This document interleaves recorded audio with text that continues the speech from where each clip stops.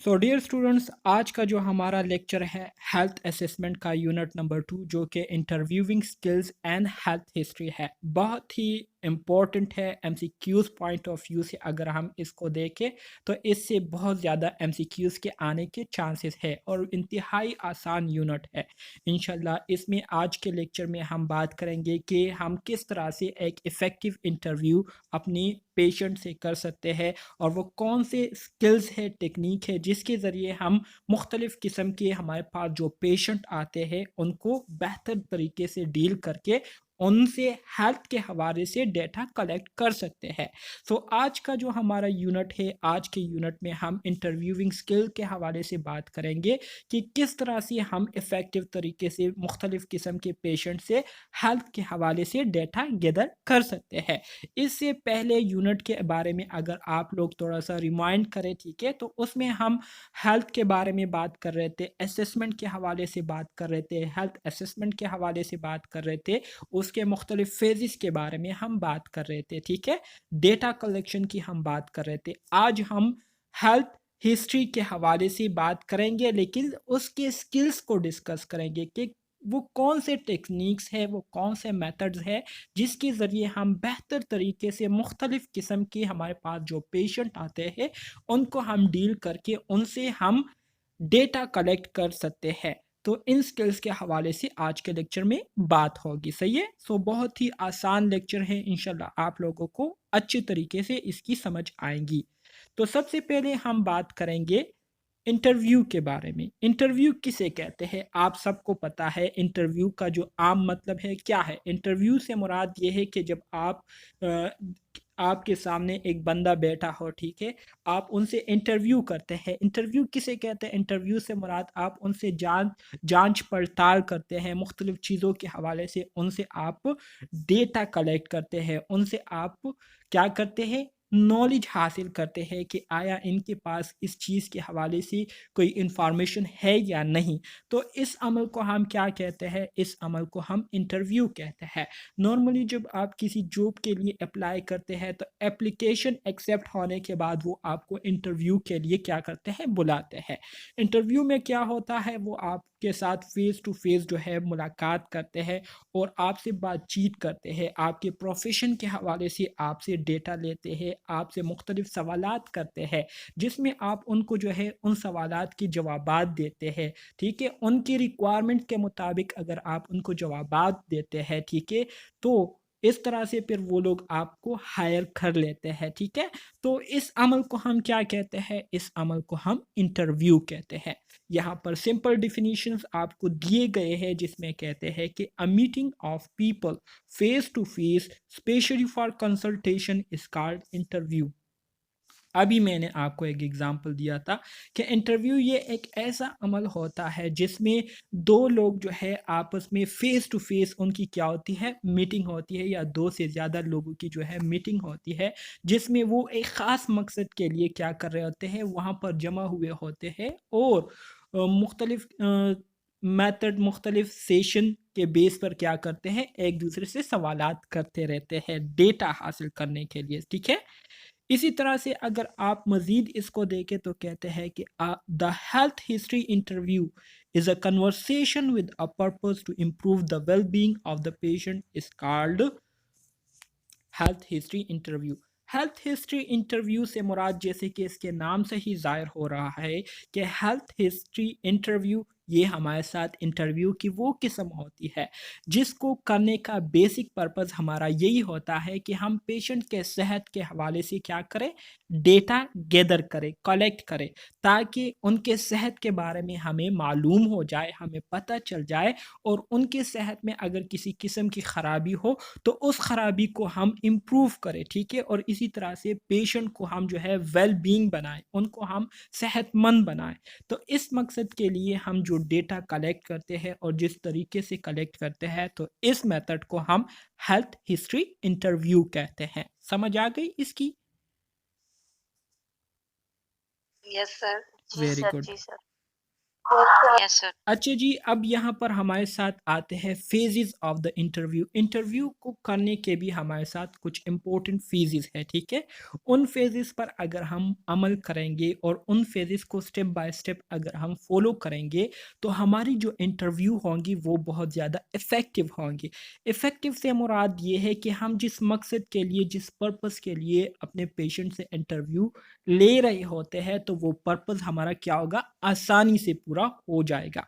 सो effective interview करने के लिए हमारे साथ जो मेन इंपॉर्टेंट फेजेस है वो आपके पास मंदरजा झेल है। सबसे पहला जो फेज़ है इसको हम इंट्रोडक्टरी फेज़ कहते हैं। इसके बाद दूसरा फेज़ आपके पास वर्किंग फेज़ आता है। तीसरा जो फेज़ है उसको हम समरी एंड क्लोजिंग या टर्मिनेशन फेज़ कहते हैं। सो यहाँ पर आप लोगों के एग्ज़ाम में इसके हवाले से एमसीक्यूज आ सकता है कि how many phases of the interview, interview के हमारे साथ कितने फेजेस है या कितने स्टेजेस है। तो इंटरव्यू के आपके पास 3 स्टेजेस है। पहला स्टेज इंट्रोडक्टरी फेज है, दूसरा स्टेज वर्किंग फेज है और तीसरा जो स्टेज है इसको हम समरी या क्लोजिंग या टर्मिनेशन फेज कहते हैं। अब अब हम इसको वन बाय वन डिस्कस करेंगे कि इंट्रोडक्टरी फेज में क्या होता है, वर्किंग फेज में क्या होता है और टर्मिनेशन फेज में क्या होता है। सही है। Yes sir. सबसे पहले हम बात करेंगे इंट्रोडक्टरी फेज की। इंट्रोडक्टरी फेज जैसे कि इसके नाम से ही आपको जाहिर हो रहा है कि इसमें हम क्या करते हैं। इसमें नर्स और क्लाइंट सबसे पहले अपनी इंट्रोडक्शन करते हैं, अपने तारुफ कराते हैं। जब नर्स पेशेंट के पास जाते हैं तो पेशेंट के पास जाते ही वो क्या करते हैं, अपने पेशेंट को अपनी तारुफ कराते हैं कि मेरा नाम जो है अब्दुल्ला है, मैं आपका नर्स हूँ। मेरा जो है यहाँ पर जो है इस टाइम से लेकर इस टाइम तक ड्यूटी है। सो इस दौरान आपकी जितनी भी रिक्वायरमेंट होंगी, जितनी भी आपको चीज़ों की ज़रूरत होंगी तो उसके लिए आपने मुझे क्या करना है, आपने मुझे बताना है और मैं आपकी हेल्प करूँगा। तो इस फेज़ को हम क्या कहते हैं, इस फेज़ को हम इंट्रोडक्टरी फेज़ कहते हैं। इसी तरह से इंट्रोडक्टरी फेज़ में हम पेशेंट से बातचीत करते हैं, उनके मसाइल के बारे में हम उनसे जानने की कोशिश करते हैं। तो ये एक समरी थी जो कि मैंने आपको बताई। यहाँ पर जो डिटेल आपको दिया गया है, कहते हैं कि इंट्रोडक्टरी फेज में हम क्या करते हैं। सबसे पहले nurses introduce yourself to the client, अपने क्लाइंट को जो है अपनी तारुफ कराते हैं कि मेरा नाम ये है, ठीक है, मैं यहाँ पर एज अ चार्ज नर्स काम कर रहा हूँ और आपके साथ मेरी इतने टाइम से लेकर इतने टाइम तक जो है आपका साथ होगा और इस दौरान जो है हम हेल्थ के हवाले से मुख्तलिफ एनसीपी करेंगे, नर्सिंग केयर प्लान करेंगे, आपको केयर देंगे, आपको जो है नर्सिंग केयर देंगे और आपकी जो नीड्स है उसको पूरा करने की कोशिश करेंगे। फिर इसके बाद जो दूसरा काम हम इंट्रोडक्टरी फेज में करते हैं वो है explain the purpose of the interview. हम अपने पेशेंट को जो है इंटरव्यू करने का पर्पस बताएंगे, मकसद बताएंगे कि हम आपसे जो सवालात पूछ रहे हैं, आपसे हम जो इंटरव्यू कर रहे हैं तो ये क्यों कर रहे हैं, ठीक है। इसका मकसद हम आप जो है अपने पेशेंट को बताएंगे ताकि वो अंडरस्टैंड कर सके, ताकि वो इरिटेट ना हो और वो जो है आपके साथ इंटरव्यू के दौरान क्या करे, कोऑपरेट करे। अक्सर औकात आप लोगों ने देखा होगा कुछ पेशेंट ऐसे होते हैं जो कि बहुत ज़्यादा रेजिस्टेंस शो करते हैं, बहुत ज़्यादा इरिटेशन शो करते हैं। जब आप उनसे सवालात करते हैं या तो वो खामोश रहते हैं या वो आपको प्रॉपर तरीके से जवाब नहीं देते या गुस्सा कर जाते हैं। तो इसलिए ज़रूरी है कि जब आप उनसे बातचीत स्टार्ट करते हैं तो बातचीत स्टार्ट करने से पहले आप उनको बात करने का पर्पस बताएं कि हम बात आपके साथ इसलिए कर रहे हैं ताकि हमें आपके मसाइल के बारे में पता चल सके और आपके जो मसाइल है उसको हम हल कर सके, ठीक है। फिर इसके बाद जो तीसरा काम इंट्रोडक्टरी फेज में हम करते हैं वो है discuss the type of question that will be ask. आपने क्वेश्चन पूछने से पहले आपने अपने पेशेंट को ये बताना है कि ये सवालात है और ये सवालात जो है मैं आपसे पूछूंगा। सो इन सवालात के बारे में आप उनको क्या करते हैं, पहले से आगाह करते हैं ताकि उनके माइंड में उन सवालात के हवाले से जो भी बात हो, ठीक है, वो आ जाए और वो फिर प्रॉपर तरीके से आपको क्या कर सके, जवाब दे सके। क्योंकि अगर आप उनसे अचानक ही सवालात कर लेते हैं, शुरू कर लेते हैं तो वो कंफ्यूज हो जाएगा कि अब इसके बारे में मैं क्या जवाब दूँ उनको। तो इसलिए बहुत ज़्यादा ज़रूरी है कि आप उनको पहले से ही सवालात के बारे में बताएँ कि ये सवालात जो हैं मैं आपसे पूछूँगा। सो इसके बारे में आपके माइंड में जो भी बात हो वो आपने खुलकर हमारे साथ शेयर करनी है, ठीक है? सो एक प्रॉपर तरीके से आप लोगों ने आगे जाना होगा। फिर इसके बाद जो अगला काम आपने करना होता है इंट्रोडक्टरी फेज़ में, वो है explain the reason for taking notes. आपने उनको वजह बताना है कि आप उनसे जो हिस्ट्री ले रहे हैं, उनसे जो नोट्स बना रहे हैं, जो डेटा आप कलेक्ट कर रहे हैं और उसको डॉक्यूमेंट कर रहे हैं, तो ये किस वजह से कर रहे हैं, ठीक है? ज़ाहिरी बात है, इसको करने का बेसिक पर्पज़ यही होता है कि हमारे पास जो हिस्ट्री आई है, जो हिस्ट्री हमने कलेक्ट की है, तो इस हिस्ट्री पर हम सोच विचार करके पेशेंट के जो असल प्रॉब्लम है, उसको हम मालूम कर सकें। जब असल प्रॉब्लम हम डायग्नोस करेंगे, तो उसके बाद ही नर्सेज़ जो है प्रॉपर तरीके से पेशेंट को केयर दे सकेंगे, ठीक है? तो इस मकसद के लिए आपने उनसे नोट्स जो है वो लेने होते हैं, ठीक है? फिर इसके बाद जो अगला काम करना होता है, वो assure the client that confidential information will be remain confidential, ठीक है? इसी तरह से सबसे जो इम्पोर्टेंट और सबसे जो बड़ा मसला होता है पेशेंट को इन्फॉर्मेशन शेयर करने के दौरान, वो यही होता है कि पेशेंट बहुत ज़्यादा डरते हैं कि कहीं हमारी इन्फॉर्मेशन जो है वो हमारे फैमिली के साथ शेयर ना हो या किसी दूसरे बंदे के साथ जो है शेयर ना हो जाए, ठीक है? तो इस वजह से वो इन्फॉर्मेशन भी शेयर नहीं करते। तो जब भी हम उनसे डेटा लेते हैं, तो डेटा लेने से पहले हमने अपने पेशेंट को अपने एतमाद में लेना होता है कि आपकी जो इन्फॉर्मेशन है, आपकी जो प्राइवेसी है, उसका मुकम्मल ख़्याल रखा जाएगा, उसको मुकम्मल प्राइवेट रखा जाएगा और आपके और हमारे अलावा किसी और को जो है इसके बारे में पता नहीं चलेगी। इसको हम कॉन्फिडेंशियल रखेंगे। कॉन्फिडेंशियल से मुराद ये है कि सिर्फ़ हेल्थ केयर मेंबर्स को पता होगा और उस पेशेंट को पता होगा और इसके अलावा किसी दूसरे बंदे को जो है पता नहीं होगा, ठीक है? तो इस बात की आपने उनको यकीन दहानी करानी होती है। इसके अलावा make sure that the client is comfortable physically and emotionally and has privacy. इसके अलावा आपने अपने पेशेंट को जो है ऐसे एनवायरनमेंट में रखना है, ऐसी जगह पर रखना है जहाँ पर लाइटिंग सिस्टम प्रॉपर हो, जहाँ पर जो है प्रॉपर वेंटिलेशन सिस्टम हो, ठीक है? जहाँ पर हर एक चीज़ जो है प्रॉपर हो ताकि पेशेंट जो है वहाँ पर अपने आप को कंफर्टेबल फ़ील करे, वहाँ पर वो इरिटेट ना हो, ठीक है? और इमोशनली तौर पर, फिज़िकली तौर पर और प्राइवेसी के लिहाज से, हर लिहाज से वो क्या हो, अपने आप को कंफर्टेबल फ़ील करता हो। तो ऐसे सिचुएशन में फिर क्लाइंट जो है वो रिलैक्स होते हैं, वो इरिटेट नहीं होते और वो फिर आपके साथ कोऑपरेट आसानी से करते हैं। इसके अलावा develop trust and report at this point in the interview. इसके साथ साथ इंट्रोडक्टरी फेज़ ये एक बहुत ही इम्पोर्टेंट फेज़ होता है नर्सिस के लिए, क्योंकि इस दौरान नर्सिस ने क्या करना होता है, इस पूरे प्रोसेस के दौरान नर्सिस ने पेशेंट के साथ एक थेरेप्यूटिक रिलेशनशिप कायम करनी होती है, जिसके बेस पर पेशेंट जो है वो फिर नर्सिस पर ट्रस्ट करना शुरू करते हैं और एक बार जब पेशेंट का ट्रस्ट डेवलप्ड हो जाता है, तो फिर डेटा कलेक्ट करना बहुत ज़्यादा आसान हो जाता है, क्योंकि पेशेंट जो है वो फिर खुद से जो है पेशेंट अपने बारे में नर्सेज़ को क्या करते हैं, डेटा प्रोवाइड करते हैं और हेजिटेट नहीं होते, ठीक है? तो इंट्रोडक्टरी फ़ेज़ में आपने ये तमाम काम करने होते हैं, सही है? इसकी समझ आ गई? जी sir. Yes, sir. Okay, very good. कोई कन्फ्यूज़न है इसमें?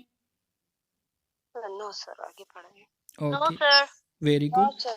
फिर इसके बाद आपके पास जो दूसरा फ़ेज़ आता है इंटरव्यू का, वो है वर्किंग फ़ेज़। वर्किंग फ़ेज़ जैसे कि इसके नाम से ही ज़ाहिर हो रहा है कि ये वो फ़ेज़ होता है कि इंट्रोडक्शन के बाद, तारुफ़ करने के बाद, सारी बातें बताने के बाद फिर हमने अपने असल काम की तरफ आना होता है।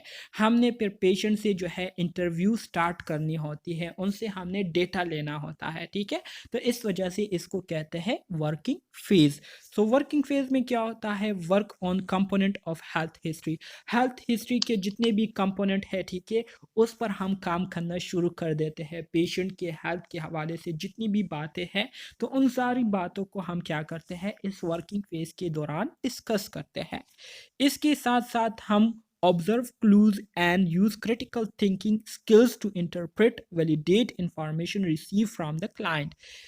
जब हमें पेशेंट डेटा दे रहे हो तो इस दौरान ने हमने पेशेंट को ऑब्जर्व भी करना है, उनके साथ आई कांटेक्ट रखनी है, ठीक है। उनको जो है एक्टिवली सुनना होगा, उनको जो है एक्टिवली जो है देखना होगा, ठीक है, ताकि हम उनके जो चेहरे के तासुरात है, उनके जो इमोशनल कंडीशन है, उनकी जो फिजिकल कंडीशन है, उसको भी जो है अंडरस्टैंड कर सके, ठीक है। और इसी तरह से क्रिटिकल थिंकिंग स्किल्स को यूज़ करते हुए जो भी इंफॉर्मेशन हम पेशेंट से ले रहे होते हैं तो उसको हम इंटरप्रेट कर रहे होते हैं, मतलब उस पर हम सोच विचार कर रहे होते हैं, और साथ ही साथ हम ये कंफर्म कर रहे होते हैं कि जो इंफॉर्मेशन हमें पेशेंट से मिल रही है तो ये क्या है, ये पेशेंट सच बोल रहा है या अपने आप से बोल रहा है। तो इसका पता जो है आपको ऐसे लगेगा कि पेशेंट को अगर आप प्रॉपर तरीके से ऑब्जर्व कर रहे हो, ठीक है, जब वो बात कर रहे होते हैं तो इस दौरान उनके जो बॉडी बिहेवियर होता है, उनके जो फेशियल एक्सप्रेशन होते हैं, ठीक है, उनके जो फिजिकल एक्सप्रेशन होते हैं, तो इससे जो है बंदे को कंफर्म हो जाता है कि हाँ ये बंदा जो है हकीकत में अब ये इसके साथ ऐसे हो रहा है। तो इस तरह से इंफॉर्मेशन जो है वो वैलिडेट हो जाती है।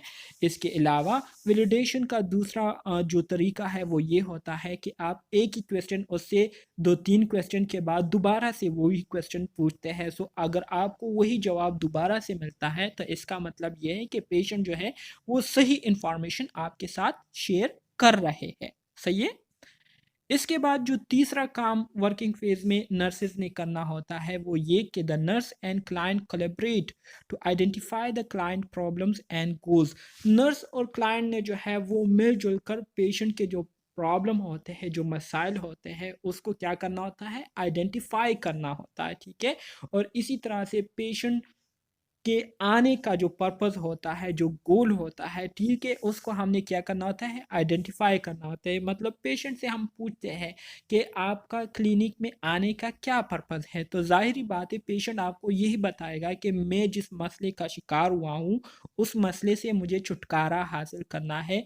मैं बीमारी का शिकार हुआ हूँ तो ये बीमारी जो है मैं इससे छुटकारा हासिल करना चाहता हूँ। तो ये पेशेंट का गोल हो गया, ठीक है। तो इस गोल के लिए फिर हम पेशेंट को क्या करते हैं, कन्विंस करते हैं, उनके साथ मिलकर नर्सिंग केयर प्लान जो है तैयार करते हैं, और उसको फिर पेशेंट पर इम्प्लीमेंट करते हुए उनकी जो हेल्थ प्रॉब्लम है उसको हम सॉल्व करने की कोशिश करते हैं। सही है? इसकी समझ आ गई?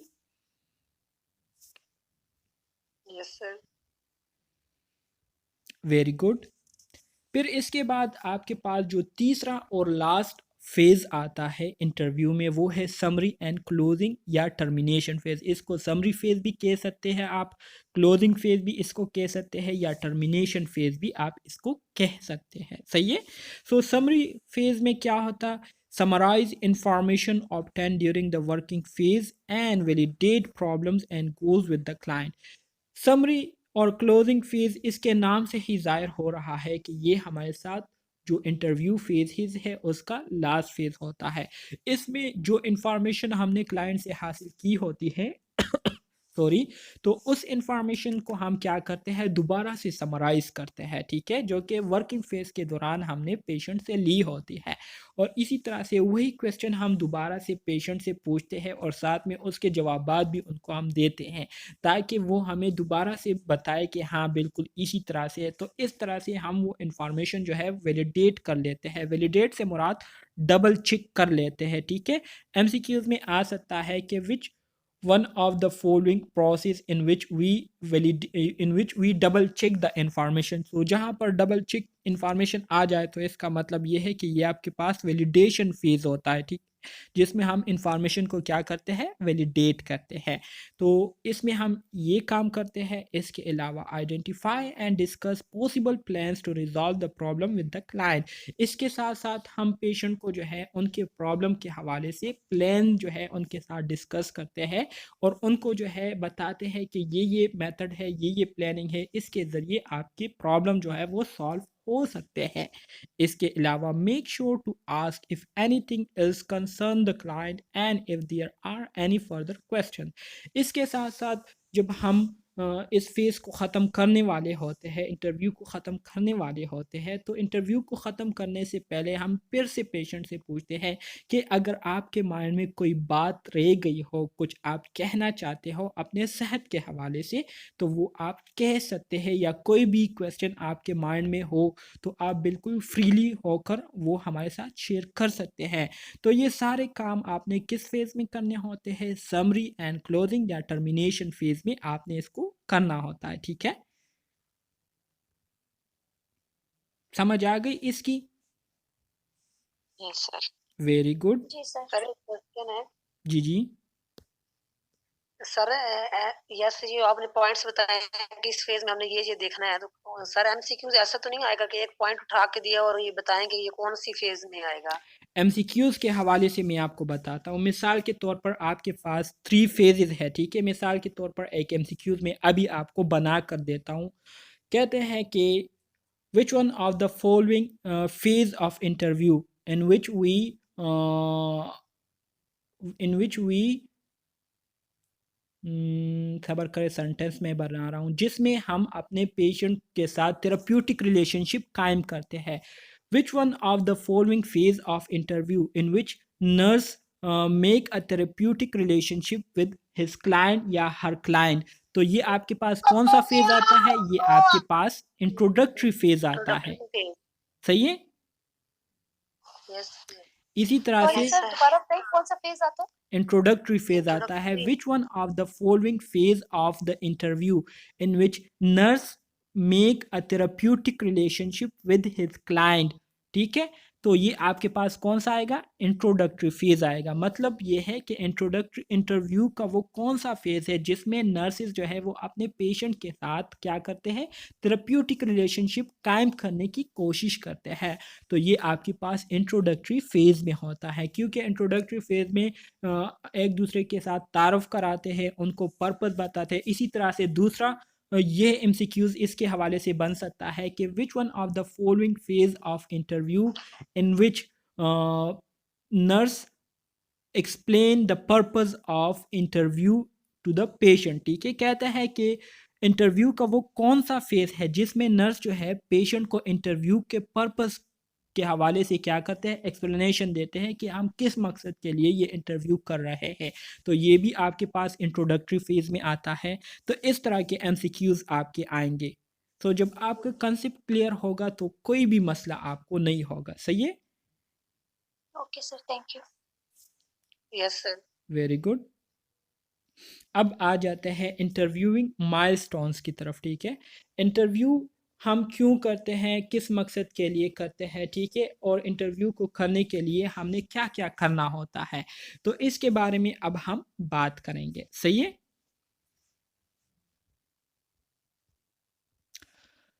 गेटिंग रेडी, इंटरव्यूइंग माइलस्टोन्स हमारे साथ क्या होते हैं? इस इंटरव्यू करने से पहले हमने क्या क्या करना होता है? ठीक है, हमने इंटरव्यू करने से पहले क्या-क्या काम करने होते हैं जो कि बहुत ज़्यादा ज़रूरी होते हैं। सबसे पहले गेटिंग रेडी, अपने आप को रेडी करना है, ठीक है, इंटरव्यू के लिए। कैसे अपने आप को रेडी करना है?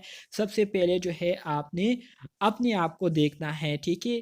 पेशेंट से आपने जो सवालात पूछने होते हैं तो उन क्वेश्चनियर्स को आपने तैयार करना होता है कि ये सवालात जो है मैं अपने पेशेंट से पूछूँगा, और पेशेंट का जो प्रॉब्लम है उसको आपने मालूम करना होता है कि पेशेंट को क्या मसला है। ठीक है, तो उस रिपोर्ट्स को देखकर उसके मुताबिक आपने क्वेश्चंस तैयार करने होते हैं। आपने डिसीजन प्लानिंग करनी होती है कि किस तरह से आपने पेशेंट से इंटरव्यू स्टार्ट करनी है, कैसे स्टार्ट लेना है आपने। तो गेटिंग रेडी में हम ये सब कुछ करते हैं। The approach to the interview, ठीक है, जिसमें हम इंटरव्यू को स्टार्ट करने के बारे में सोचते हैं कि कैसे हमने इंटरव्यू को स्टार्ट करना है। फिर दूसरा काम इसमें आपका क्या होता है? Learning about the patient.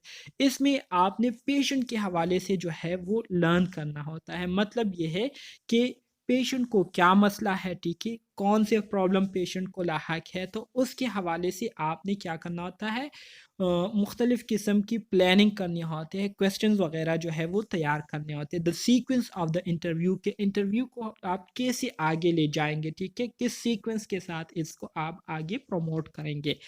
फिर इसके बाद तीसरा काम है बिल्डिंग द रिलेशनशिप, ठीक है, the techniques of the interviewing skill, जिसमें हम इंटरव्यूइंग स्किल्स के टेक्निक्स के हवाले से बात करते हैं कि वो कौन से टेक्निक्स है जिसको अगर हम फॉलो करें तो उससे हम अपने पेशेंट के साथ एक इफ़ेक्टिव थेरेप्यूटिक रिलेशनशिप कायम कर सकते हैं और फिर उनसे डेटा हम आसानी से कलेक्ट कर सकते हैं। तो ये हम किस में करते हैं, बिल्डिंग द रिलेशनशिप में करते हैं, ठीक है, जिसमें हम इंटरव्यूइंग स्किल्स टेक्निक्स के हवाले से बात करते हैं। इसके अलावा adapting your interview to specific situation, अगर कोई ख़ास सिचुएशन हो, ठीक है, मिसाल के तौर पर अगर कोई स्पेसिफिक टॉपिक हो या प्राइवेट टॉपिक हो, ठीक है, या सेंसिटिव टॉपिक हो, तो उसके हवाले से कैसे आपने इंटरव्यू लेनी है, या कोई इमोशनल प्रॉब्लम हो पेशेंट को तो कैसे आपने अपनी इंटरव्यू को अडॉप्ट करना है, आपके इंटरव्यू का जो मेथड है वो कैसा होगा, ठीक है, इसके हवाले से हम बात करेंगे। इसके अलावा sensitive topic date call for specific skills, sensitive topic से मुराद ये है कि जैसे कि सेक्सुअल रिलेशनशिप से के हवाले से हम बात करते हैं, ठीक है, पार्टनर्स कपल्स के जो रिलेशनशिप है उसके हवाले से हम बात करते हैं, बहुत सारे सेंसिटिव टॉपिक्स आ जाते हैं, ठीक है, तो इसके हवाले से जब हम डिस्कशन करते हैं या इंटरव्यू लेते हैं तो इसके लिए भी हमें स्पेशल स्किल्स की ज़रूरत होती है, तो उसके बारे में हम बात करते हैं इंटरव्यूइंग में, ठीक है। इसके अलावा societal aspect of interview, societal aspect of interview से मुराद ये है कि हमारे साथ मुख्तलिफ़ किस्म के पेशेंट होते हैं, मुख्तलिफ़ किस्म के पेशेंट को हम हर रोज़ जो है वो डील करते हैं और हर एक पेशेंट का जो बैकग्राउंड कल्चर होता है वो दूसरे पेशेंट से मुख्तलिफ होता है, मतलब उनके माशरे के जो तौर तरीके हैं वो क्या होते हैं, एक दूसरे से मुख्तलिफ होते हैं। तो उन्हीं इन्हीं चीज़ों को मद्देनज़र रखते हुए आप कैसे इंटरव्यू लेंगे, तो ये सारी चीज़ें इंटरव्यूइंग माइलस्टोन्स में हम क्या करेंगे, अभी वन बाय वन डिस्कस करेंगे। सही है।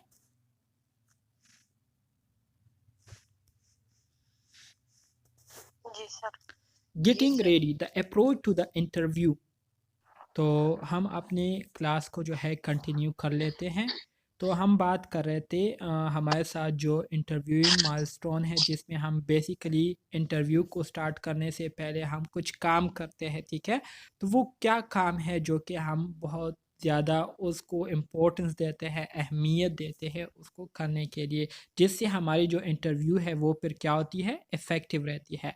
तो इसमें जो पहला काम हमने करना होता है वो है गेटिंग रेडी, अपने आप को टाइम देना, अपने आप को इंटरव्यू के लिए तैयार करना कि आया इस इंटरव्यू को मैं ले सकता हूँ या इसके लिए अभी मैं तैयार नहीं हूँ। सो गेटिंग रेडी में क्या होता है, the approach to the interview, के इंटरव्यू जो है वो आपने कैसे लेना है, ठीक है।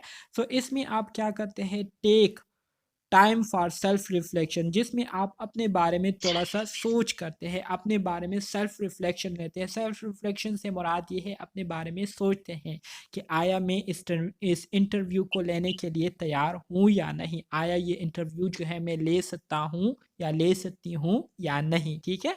तो अपने लिए हम थोड़ा सा टाइम निकालते हैं जिसमें हम अपने बारे में सोचते हैं। इसी तरह से रिव्यू द मेडिकल रिकॉर्ड, जितने भी मेडिकल रिकॉर्ड्स होते हैं पेशेंट के, तो उसको हम एक नज़रसानी उस पर हम करते हैं, उसको थोड़ा सा हम रिव्यू करते हैं, देखते हैं कि इनके मेडिकल रिकॉर्ड में क्या क्या है, ठीक है, ताकि हमें थोड़ी बहुत जो है पता चले उनके उस पेशेंट की कंडीशन के हवाले से। इसी तरह से review your clinical behaviour and appearance, ठीक है, इसी तरह से आपने अपनी क्लिनिकल बिहेवियर और अपीयरेंस के हवाले से भी देखना है। अपीयरेंस से मुराद अपने आप को देखना है, अपने कपड़ों को, अपनी जो हुलिया है इसको देखना है कि आप ठीक है या नहीं, ठीक है।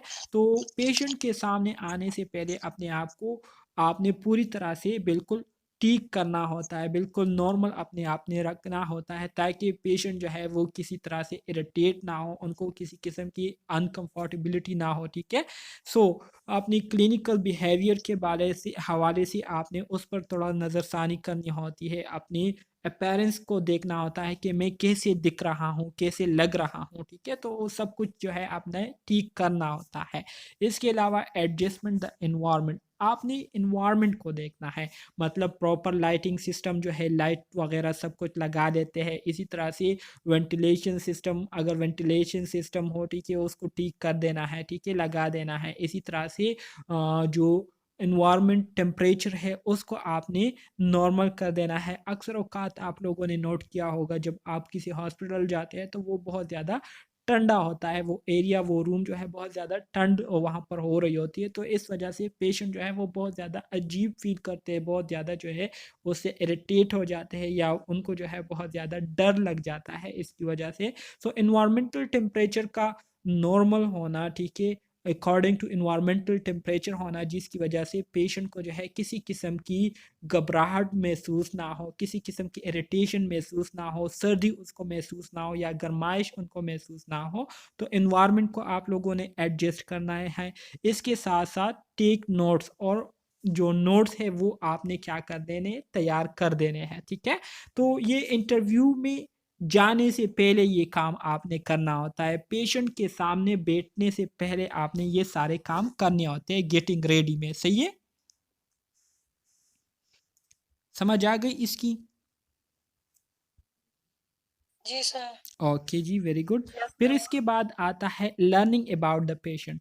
लर्निंग अबाउट द पेशेंट से मुराद ये है कि इसमें आपने पेशेंट के हवाले से क्या करना होता है, देखना होता है the sequence of the interview, कि इंटरव्यू जो है आपने कैसी स्टार्ट करनी है, कैसी इंटरव्यू की शुरुआत आपने करनी है। तो इसमें भी आपने कुछ इम्पोर्टेंट काम करने होते हैं। सबसे पहला जो काम आपका होता है वो यही कि greet the patient and establishing report. Greet the patient से मुराद ये है कि पेशेंट को आपने सलाम कर देना है, उनका हाल चाल पूछ लेना है, ठीक है, और इसी तरह से उनसे रिपोर्ट जो है वो आपने क्या करनी है, वो तैयार करनी है, रिपोर्ट आपने उनसे लेनी है। इसी तरह से इनवाइट द पेशेंट स्टोरी, इसी तरह से आपने पेशेंट को बताना है कि कैसे आना हुआ हॉस्पिटल, ठीक है, क्या मसला है आपको जिसकी वजह से आपको हॉस्पिटल आना पड़ा।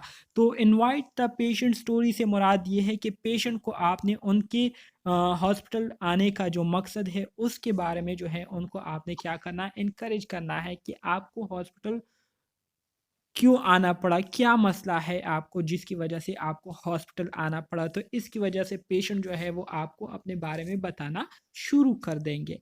इसके बाद आपने जो अगला काम करना होता है वो क्या होता है, वो set the agenda for the interview. मतलब ये है कि आपने अपने पेशेंट को बताना है कि जो इंटरव्यू हम लेने जा रहे हैं तो इसका क्या एजेंडा है। एजेंडा से मुराद ये है कि क्यों हम इसको ले रहे हैं, किस मकसद के लिए हम ये इंटरव्यू कर रहे हैं, तो ये आपने अपने पेशेंट को बताना है। इसके साथ साथ expand and clarify the patient story, आपने पेशेंट की जो स्टोरी है उसको एक्सपैंड करनी है। एक्सपैंड से मुराद ये है कि वो जो बात कर रहे हो तो उनके बात को मज़ीद उनको आपने इनकरेज करना है कि अच्छा आपके साथ ऐसे हो रहा है, तो फिर इस दौरान आप कैसे फ़ील करते हैं या ऐसा आपके साथ क्यों होता है, हर वक़्त होता है या कभी-कभार होता है, हफ़्ते में कितने बार होता है या महीने में कितने बार होता है।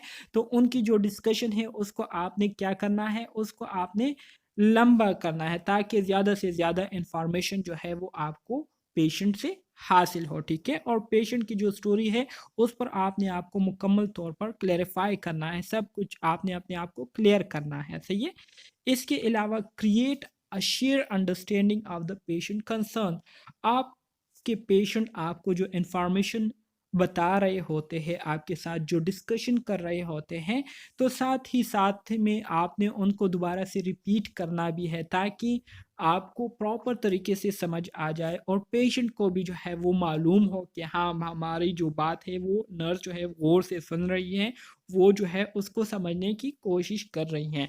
तो इससे पेशेंट क्या करेगा, इससे पेशेंट फिर और भी ज़्यादा दिलचस्पी के साथ अपनी जो बात है, अपनी जो प्रॉब्लम है वो आपके साथ शेयर करेंगे।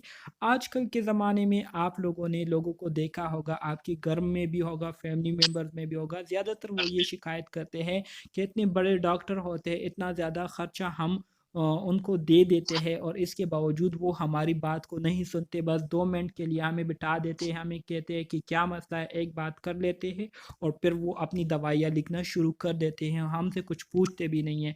तो इस वजह से पेशेंट जो है वो बहुत ज़्यादा डिसहार्ट हो जाते हैं, वो फिर डॉक्टर्स पर बिलीव नहीं करते, नर्सेस पर बिलीव नहीं करते।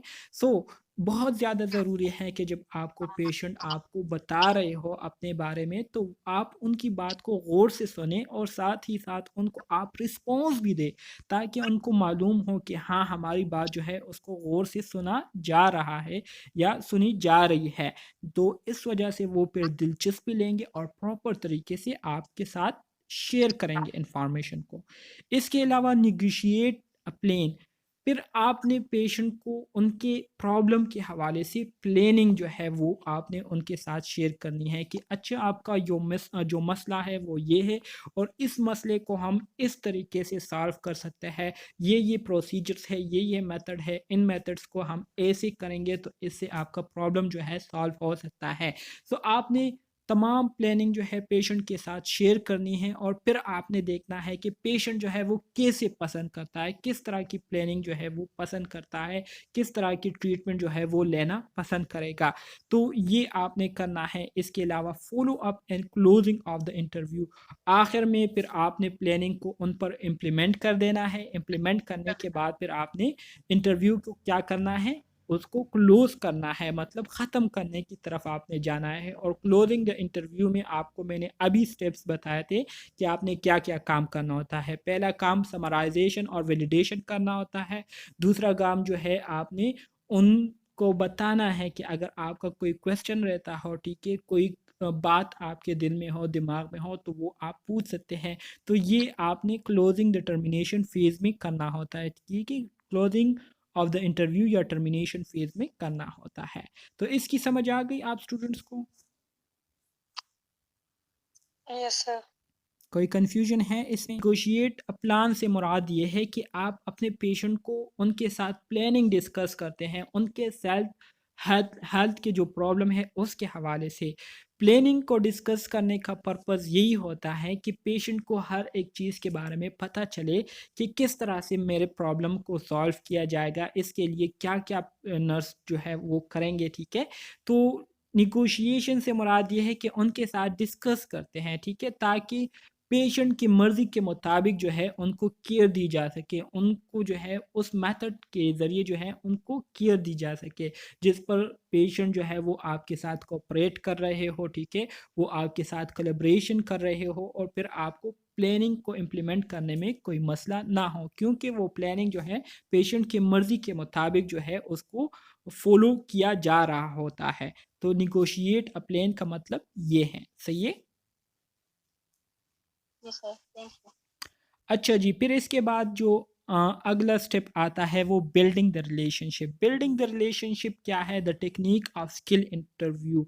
एक स्किलफुल इंटरव्यू लेने का एक बेहतरीन जो टेक्निक है वो क्या है? Building the relationship. आपने अपने पेशेंट के साथ एक थेराप्यूटिक रिलेशनशिप कायम करनी है। थेराप्यूटिक रिलेशनशिप कायम क्यों करनी है, इससे पहले भी मैंने आपको बताया था कि थेराप्यूटिक रिलेशनशिप का एक बहुत ही इम्पोर्टेंट रोल होता है तमाम नर्सिंग प्रोसेस में, ठीक है। क्योंकि जब थेराप्यूटिक रिलेशनशिप होगी तो इसका मतलब ये है कि पेशेंट जो है वो नर्स पर ट्रस्ट कर रहे हैं, नर्स पर एतमाद कर रहे हैं। एतमाद करने की वजह से पेशेंट जो है वो फिर क्लियरली खुलकर अपने प्रॉब्लम जो है नर्स के साथ शेयर करेंगे, और नर्सें जो है वो बेहतर तरीके से पेशेंट की जो प्रॉब्लम है उसको हैंडल कर सकेंगे, ठीक है। तो इसलिए रिलेशनशिप का होना बहुत ज़्यादा ज़रूरी होता है। सो रिलेशनशिप को कायम करने के लिए जो पहला काम नर्सिस ने करना होता है वो है एक्टिव लिसनिंग। एक्टिव लिसनिंग अभी भी मैंने आपको बताया था कि जब आप पेशेंट की बात को गौर से सुनेंगे तो पेशेंट को पता चलेगा कि हाँ, ये मेरी बात को इम्पोर्टेंस दे रहे हैं, हाँ, ये मुझे इम्पोर्टेंस दे रहे हैं। इसकी वजह से पेशेंट जो है ज़्यादा से ज़्यादा दिलचस्पी वो फिर शो करेंगे, और अपने जो मसाइल है वो आपके साथ शेयर करेंगे, और उसमें उसके साथ साथ पेशेंट का जो है आप पर एतमाद जो है वो बहाल होगा, सही है। इसी तरह से गाइडेड क्वेश्चनिंग से मुराद ये है कि जब पेशेंट बात कर रहे होते हैं, ठीक है, तो जिस प्रॉब्लम के हवाले से आप वो बात कर रहे होते हैं तो उसी प्रॉब्लम से रिलेटेड आप उनसे मज़ीद क्वेश्चन करते हैं, जिसकी वजह से वो अपने प्रॉब्लम को मज़ीद खुलकर क्या करते हैं, एक्सप्लेन करते हैं, और बेहतर तरीके से उसके बारे में वजाहत कर पाते हैं। तो इस तरह के जो क्वेश्चन होते हैं जिससे पेशेंट को दोबारा से इंकरेजमेंट मिलती है, ठीक है, अपने बारे में बोलने के लिए, तो इसको हम गाइडेड क्वेश्चनिंग कहते हैं, सही है। इसके साथ साथ नॉन वर्बल कम्युनिकेशन से क्या मुराद है? नॉन वर्बल कम्युनिकेशन अगर आपको याद हो तो अभी हमने स्टार्ट में ही पढ़ा था कि हमने पेशेंट की जो फिजिकल बिहेवियर है उसको भी ऑब्जर्व करना है, उनके फेशियल एक्सप्रेशन को, उनकी जो बॉडी पार्ट है, ठीक है, बातों के साथ वो जिस तरह से बिहेव करते हैं, जिस तरह से वो रिएक्शन करते हैं, ठीक है, उनके जो साइन सिम्टम है बॉडी में, ठीक है, तो उसको भी आपने क्या करना है, देखना है। उनकी आई के मूवमेंट को आपने देखना है, उनकी फेशियल एक्सप्रेशन को आपने देखना है, ठीक है, उनकी इमोशनल जो कंडीशन है उसको आपने देखना है। तो ये सारी चीज़ें नॉन वर्बल कम्युनिकेशन में आती है। तो नॉन वर्बल कम्युनिकेशन भी बहुत ही एक इम्पोर्टेंट चीज़ है पेशेंट के प्रॉब्लम को डायग्नोज करने में, पेशेंट के प्रॉब्लम को अंडरस्टैंड करने में। सही है। इसके अलावा जो अगला काम नर्सेज ने करना होता है वो है एम्पैथेटिक रिस्पॉन्सेज। एम्पैथेटिक रिस्पॉन्सेज से मुराद ये है कि जब पेशेंट अपनी प्रॉब्लम के हवाले से आपके साथ शेयरिंग कर रहे हो इंफॉर्मेशन, ठीक है, तो इसके दौरान नर्सेज ने उनके साथ हमदर्दी शो करनी है, उनके साथ जो है हमदर्दी करनी है, ठीक है, ताकि उनको हौसला मिले, ठीक है, ताकि वो मोटिवेट हो, ठीक है, ताकि वो इनकरेज हो और वो मज़ीद जो है अपनी बात को जो है वो आपके साथ शेयर कर सके, एतमाद जो है उनका बहाल हो जाए। इसके साथ रीएश्योरेंस आपने कराना है, मतलब अगर किसी बात में आपको कोई शक हो, कोई डाउट हो, तो वही बात आप दोबारा से पेशेंट को दोहराते हैं कि क्या आपने ये बात की, क्या आपके बात करने का ये मतलब है। तो इससे आपको वो बात जो है रीएश्योर हो जाती है, वो कंफर्म हो जाती है, ठीक है। इसी तरह से समराइजेशन, मतलब जितनी भी इंफॉर्मेशन पेशेंट ने आपको दी होती है तो उसको आप दोबारा से समराइज़ करते हैं कि अच्छा आपने अपने प्रॉब्लम के हवाले से ये बातें हमें बताई और आपको ये मसले हैं और इस तरह से हो रहा है। तो इस पर अगर कोई बात जो है वो आपने अपने आप से ऐड की हो या पेशेंट ने वो बात जो है गलत बताई हो, तो उसके बारे में पेशेंट जो है वो वहाँ पर जो है रुक जाता है या वो आपको दोबारा से कहते हैं कि नहीं इस तरह से नहीं है, इस तरह से है। तो मतलब ये है कि आप उस इंफॉर्मेशन को समराइज़ करके उसको डबल चेक कर लेते हैं, वैलिडेट कर लेते हैं कि आपने जो इंफॉर्मेशन कलेक्ट की है ये क्या है, एक्यूरेट है, इसमें किसी किस्म की डाउट नहीं है।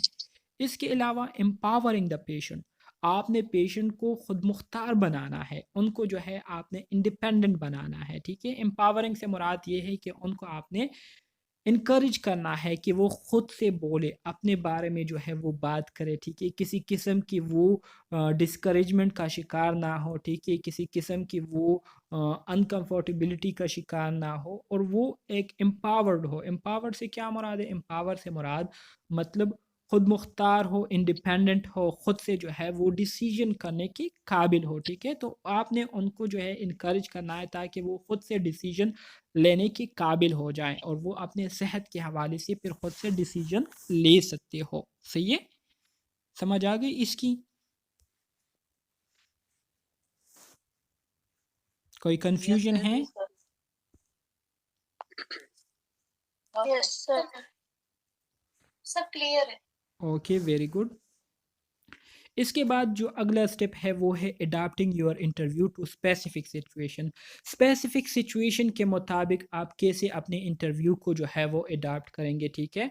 तो स्पेसिफिक सिचुएशन से मुराद ये है जैसे कि इस टॉपिक के स्टार्ट में ही मैंने आपको बताया था कि आपके पास डेली बेसिस पर मुख्तलिफ़ किस्म के पेशेंट आते हैं। कुछ पेशेंट ऐसे होते हैं जो कि बहुत ज़्यादा एंग्री होते हैं, ठीक है, कुछ पेशेंट ऐसे होते हैं जो कि बहुत ज़्यादा सैड होते हैं, कुछ पेशेंट ऐसे होते हैं जो कि बहुत ज़्यादा खामोश होते हैं और कुछ पेशेंट ऐसे होते हैं जो कि बहुत ज़्यादा बतूनी होते हैं, टाकेटिव होते हैं, बस मुसलसल बोलते जा रहे होते हैं और दूसरों की बात जो है वो नहीं सुन रहे होते हैं।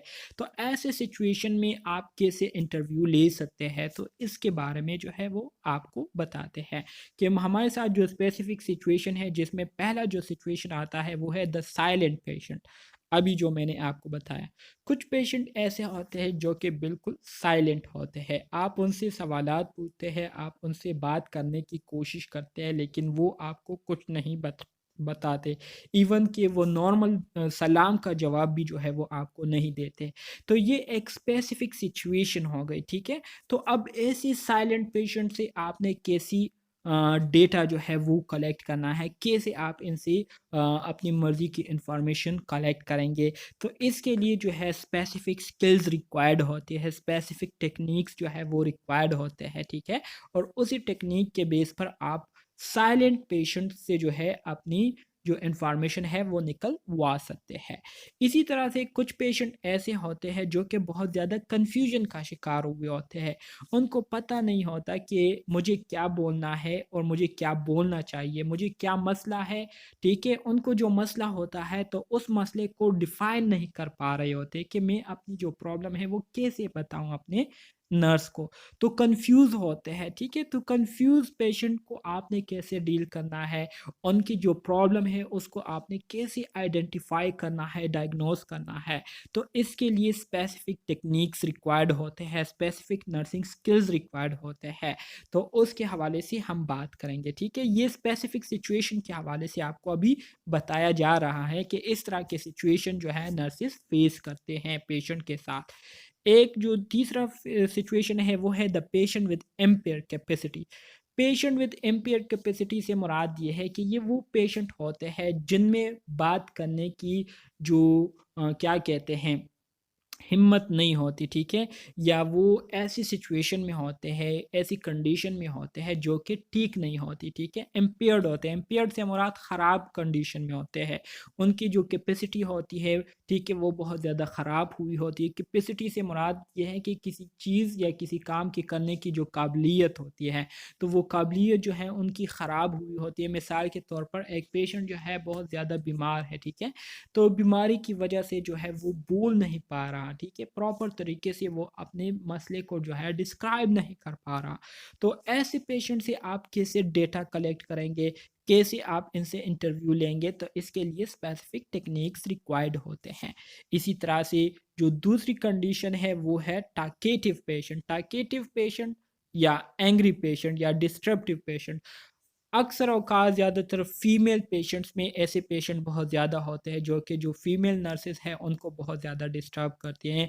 ज़्यादातर जो फीमेल पेशेंट्स के साथ अटेंडेंट होते हैं तो वो बहुत बुरी तरह से बिहेवियर करते हैं नर्सिंग स्टाफ के साथ, फीमेल नर्सिंग स्टाफ के साथ ऐसे बिहेव करते हैं जैसे कि उनके बाप का माल हो या उन्होंने कोई पर्सनली उनको हायर किया हो और उन पर जो है हुक्म चला रहे होते हैं। तो बदतमीज़ी के साथ वो पेश आते हैं या बहुत ज़्यादा उनको सुना रहे होते हैं, उनके बारे में बुरी बातें करते हैं। अक्सर मैंने भी इसको देखा है तो इस वजह से मैं आपको ये ज़्यादा एक्सप्लेन कर रहा हूँ। बहुत पेशेंट ऐसे होते हैं जो कि बहुत ज़्यादा टाकेटिव होते हैं, बात करते हैं। कुछ ऐसे होते हैं जो कि बात-बात पर गुस्सा होते हैं और कुछ ऐसे होते हैं जो कि मुसलसल बगैर किसी ज़रूरत के वो क्या करते हैं नर्सेस को बुलाते हैं, ठीक है, कि आ जाए मेरा ये मसला है। जब चले जाते हैं तो उनको कोई मसला नहीं होता। मतलब ये है कि स्टाफ को डिस्टर्ब करने वाले पेशेंट भी बहुत ज़्यादा होते हैं। तो इसको कैसे हैंडल करना है, इनके लिए एक स्पेसिफिक टेक्निक स्किल्स होती हैं, ठीक है? तो ये आपने सीखनी है। ये उन स्पेसिफिक सिचुएशन के हवाले से आपको बताया जा रहा है कि ऐसे-ऐसे पेशेंट को आप फेस कर सकते हैं अपने फ्यूचर में। So interviewing across a language barrier, ज़ाहिर बात है जब आप लोग पंजाब से यहाँ पेशावर आते हैं तो पेशावर में तो सारे पठान लोग हैं, ठीक है? और पठानों के साथ जब आप बात करते हैं तो आप लोगों को पश्तो तो नहीं आती इतनी अच्छी, तो फिर आप लोगों को बात करने में बहुत ज़्यादा मसला होता है, बात करने में बहुत बड़ी रुकावट जो है वो आई होती है। तो आप अपनी जो बात है वो प्रॉपर तरीके से पठानों को नहीं समझा रहे होते और पठान जो है वो आप लोगों की पंजाबी उर्दू को जो है वो सही तरीके से नहीं समझ पा रहे होते हैं। तो बहुत ज़्यादा मसला जो है वो क्रिएट हो जाता है अपनी जो बात है वो दूसरों को समझाने में, ठीक है? तो ये भी एक मसला है। इसके अलावा the patient with low literacy से मुराद ये है कि वो पेशेंट जो कि बहुत कम लिखना पढ़ना जानते हो, ठीक है? तो उनको कैसे आपने हैंडल करना है, इसके लिए भी आप लोगों को स्पेसिफिक टेक्निक की ज़रूरत पड़ती है। कुछ पेशेंट ऐसे भी होते हैं जिनको बहुत कम सुनाई देता है, तो ऐसे पेशेंट को आप कैसे डील करेंगे? कुछ पेशेंट ऐसे होते हैं जो कि ब्लाइंड होते हैं, अंधे होते हैं, तो अंधे पेशेंट को आपने कैसे डील करना है? कुछ पेशेंट ऐसे होते हैं जो कि लिमिटेड इंटेलिजेंस, जिन को बात जो है वो समझ में नहीं आती, बार बार कहने के बावजूद वो आपकी बात को समझ नहीं पा रहे होते, ठीक है, उनकी जो अंडरस्टैंडिंग लेवल है वो बहुत ज़्यादा कम होती है। तो कैसे इसको आपने डील करना है, ये सारी चीज़ें जो है स्पेसिफिक टेक्निक्स इसके लिए रिक्वायर्ड होती है।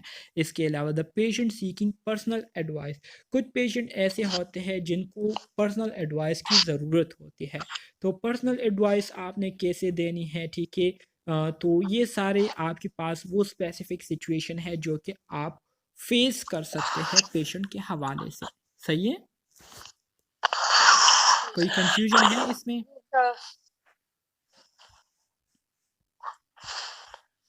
अच्छा जी, sensitive topics that call for specific skill, ऐसे सेंसिटिव टॉपिक जिसको करने के लिए हमें ख़ास स्किल्स को सीखने की ज़रूरत पड़ती है, वो सेंसिटिव टॉपिक्स क्या है? इसमें पहले नंबर पर सेक्सुअल हिस्ट्री आ जाती है। मतलब सेक्सुअल हिस्ट्री के हवाले से जब आप बात करते हैं, चाहे वो इंडिविजुअल सेक्सुअल हिस्ट्री आप ले रहे हो या कपल सेक्सुअल हिस्ट्री ले रहे हो, ठीक है, कि आप लोग एक दूसरे से सेटिस्फाई है या नहीं, या आपको कोई मसला तो नहीं है सेक्सुअल एक्टिविटीज़ के हवाले से, ठीक है। तो ऐसे टॉपिक्स को डिस्कस करने के लिए भी ख़ास किस्म के स्किल्स की ज़रूरत होती है, और हर एक बंदा जो है ऐसे टॉपिक को डिस्कस नहीं कर सकता, ठीक है, ये भी आप लोगों ने याद रखना है। इसी तरह से मेंटल हेल्थ, जब आप किसी पेशेंट के मेंटल हेल्थ के हवाले से बात कर रहे हो, ज़्यादातर पेशेंट को जब आप कहते हैं कि अच्छा आपका ये मसला जो है ये ऐसा है, आपको साइकेट्रिस्ट के पास जाना होगा, या जो दूसरे माइंड से रिलेटेड जितने भी डॉक्टर हैं, ठीक है, उनके पास जाना होगा, तो वो इसको माइंड कर लेते हैं। तो ये बात बताने के लिए भी आपको एक ख़ास स्किल्स की ज़रूरत पड़ती है, स्किल और होनी वो चाहिए। ख़ास स्किल, इस तरह नहीं बतानी चाहिए कि आप पागल हो, वो तो उधर ही पढ़ के थप्पड़ी मारना शुरू हाँ जी, करेंगे। बिल्कुल, बिल्कुल यही बात है। तो इसके जूते लिए भी मारेंगे। हमें स्पेशल स्किल्स की ज़रूरत होती है। तो आपने जो बात है उनको आपने एक ऐसे तरीके से उनको बतानी है जिससे उनको बुरा भी ना लगे और वो आपकी बात को जी, जी। समझकर उस पर अमल करें। तो इसको कहते हैं जी, क्या? जी। इसको कहते हैं स्किल्स, ठीक है? कि आपने एक प्रॉपर तरीके लॉजिकल मेथड को फ़ॉलो करते हुए अपनी बात को दूसरे पेशेंट तक पहुंचाना है, और वो पेशेंट आपकी बात को समझ भी जाए और उस पर कोई एतराज़ भी ना करे। तो इसको कहते हैं स्पेशल स्किल्स, ठीक है। तो मेंटल हेल्थ के हवाले से आप बात करें, या अल्कोहल एंड ड्रग यूज़ के हवाले से जब आप उनसे यस, यस। इंटरव्यू कर रहे हो जी, कि सर। आया आप इसके ज़ाहिर बात है, जब एक बंदा है वो अल्कोहल कर रहा हो, ड्रग पी रहा हो, ठीक है, और आप उनको डायरेक्ट कहें कि अच्छा जी, तो आप नशा करते हैं, अच्छा जी, तो आप शराब भी पीते हैं, तो क्या ख़्याल है आपका? वो आपको बता देंगे कि हाँ, मैं शराब भी पीता हूँ और नशा भी करता हूँ। आपने उनको कहना है कि अच्छा आपने कभी अ, इस तरह की चीज़ें कभी की है, मतलब आपने कभी कहीं पर देखा है या किसी को देखा है या कभी की है? तो मतलब इसके करीब-करीब आपने उनसे सवालात करने हैं और फिर एकदम से आप लोगों ने आ जाना है। अच्छा, तो आपने देखा है, तो आपने कभी इसको एक्सपीरियंस किया है कि नहीं? तो इस तरह से फिर वो माइंड करने के जो चांसेस होते हैं वो भी कम हो जाते हैं, ठीक है? और वो फिर आपको बाद भी जो है उसके चांसेस होते हैं कि वो आपको सच बता दे। सही है, तो टेक्निक्स चाहिए होते हैं, स्किल्स चाहिए होते हैं। इसी तरह से फैमिली वायलेंस के हवाले से अक्सर जो फीमेल्स होती है, ठीक है, आजकल तो बेचारे मर्द हजरात पर भी फैमिली वायलेंस होता है, ठीक है। तो जो फीमेल्स हजरात होती हैं उन पर जब वायलेंस हो जाता है, मतलब घर में उनको मारपीट हो जाती है, खैर ये घरों में तो ऐसे कभी कभी होता है, लेकिन अगर डेली बेसिस पर ऐसी हो तो फिर ये वायलेंस आता है, ये वायलेंस में आ जाता है। तो उनसे अक्सर जो फीमेल्स हॉस्पिटल आती है, तो उनसे जब हम पूछते हैं तो वो डर की वजह से बताते नहीं हैं कि हाँ, हमें अपने शौहर ने मारा है, या घर में भाई ने मारा है, या किसी और ने मारा है, ठीक है, तो डरते हैं। तो इस वजह से उनकी जो हिस्ट्री आप लेंगे, ठीक है, फैमिली वायलेंस के हवाले से, तो इसके लिए भी स्किल्स रिक्वायर्ड होते हैं। आपने ऐसे तरीके से उनसे बात करनी है कि वो आप पर एतमाद करे, वो आपके साथ हर तरह की इंफॉर्मेशन को शेयर करे, और आप उनसे हिस्ट्री ले सके। इसी तरह से डेथ एंड डाइंग, मतलब ये है कि कोई बंदा जो है वो मर गया, तो अब आपको समझ नहीं आ रही, एक पेशेंट जो है वो बहुत ज़्यादा सेंसिटिव है, ठीक है, वो मरने वाला है और उसके साथ जो अटेंडेंट है वो उनसे भी ज़्यादा सेंसिटिव है कि अगर ये बंदा मर गया तो फिर हम भी मर जाएंगे। आपको ऐसे लग रहा है कि ये बंदे जो है ये लोग भी इनके साथ मर जाएंगे। आप अक्सर जी औकात जी सर। आपने देखा होगा। तो ऐसे लोगों को जी आपने कैसे इन्फॉर्म करना है कि ये बंदा जो है मर गया है या ये मरने वाला है। आपने इनको मेंटली तौर पर तैयार रखना है आने वाले सिचुएशन के लिए। तो इसके हवाले से भी आपको एक स्पेसिफिक स्किल्स की ज़रूरत होती है। तो ये वो स्किल्स है जो कि आपकी जो इंटरव्यू है इसको इफ़ेक्टिव बनाती है और आपके जो पेशेंट है वो इससे इरिटेट भी नहीं होते और आप पर वो ट्रस्ट करके आप बेहतर तरीके से इनसे डेटा कलेक्ट कर सकते हैं। सही है? जी सर। जी सर। कोई कंफ्यूजन है इसमें? No sir. No sir. Okay, very good.